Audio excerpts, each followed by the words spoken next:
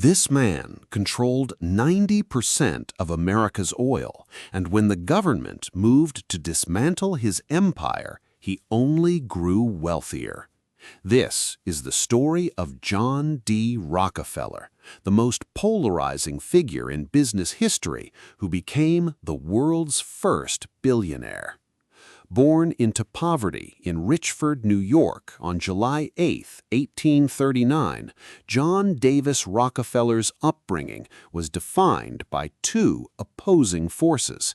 His mother, Eliza, was a devout Baptist who instilled in him values of hard work and honesty. His father, William, known to locals as Devil Bill, was the polar opposite. A traveling con artist, Bill made his living selling colored water as miracle cures and swindling farmers. He treated his own family with the same cold deception, once telling his sons, "I cheat my boys every chance I get. I want to make them sharp." One day, Bill placed young John on a high chair and told him to jump, promising to catch him. When the boy jumped, his father stepped aside, letting him crash to the floor. "Remember," he said, "never trust anyone completely, not even me." That lesson became the foundation of John's worldview. Trust is a weakness, and the world is a battlefield where you are either the predator or the prey. By 1849, facing legal trouble, Bill abandoned his family and fled to Canada, living a double life under a false identity. John, now the man of the house at 16, became obsessed with the one thing that never lied: numbers. He took a bookkeeping course and eventually landed a job, earning 50 cents a day. He was meticulously disciplined, recording every transaction in a small red book he called Ledger A. By 20, he had saved $800, but he needed more to enter the business world.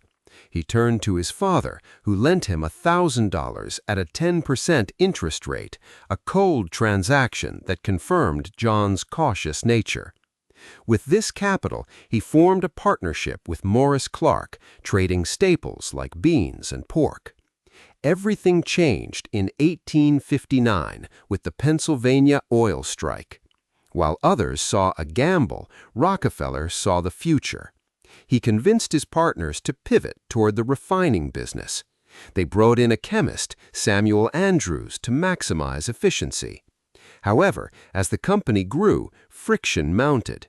Clark, fearful of debt, wanted to stay small. Rockefeller wanted to expand aggressively. The tension culminated in an auction for the business. When the bidding reached $72,500, Clark realized Rockefeller would stop at nothing to win. Rockefeller took control, and that moment defined his career. He applied his Ledger A mindset to oil, finding value where others saw waste. He turned refinery byproduct into lubricant and paraffin, bought his own forests for barrels, and built his own kilns. By removing every middleman, he sold oil for less than his competitors while remaining more profitable. By 30, he owned the largest refinery in Cleveland. But he wasn't satisfied. He viewed the fragmented, inefficient industry as a mess that needed order, specifically his order. On January 10, 1870, he incorporated the Standard Oil Company. He didn't just target the wells, he targeted the railroads. By guaranteeing the railroad kings 60 carloads of oil daily, he secured secret rebates and a data-sharing partnership that allowed him to monitor his rivals' every move. He used these advantages to crush competitors, forcing them to sell to him or face bankruptcy. His strategy, vertical integration, meant he controlled everything from the chemicals to the shipping pipelines. If a rival resisted, he cut off their supplies.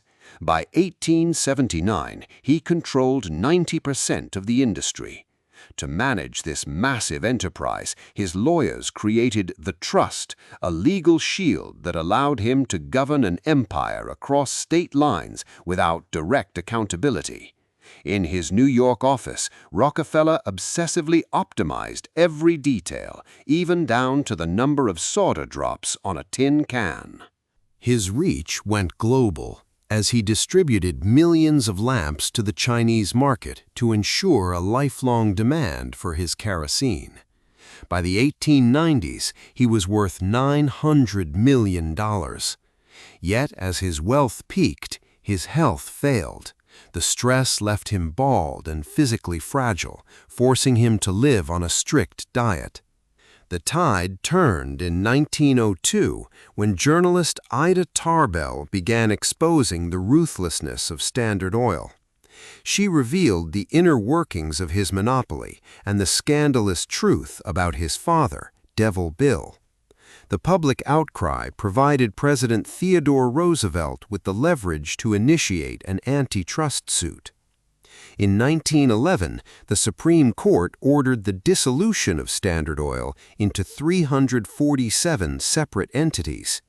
The world thought Rockefeller had lost, but the split actually increased his fortune as the fragmented companies became even more valuable.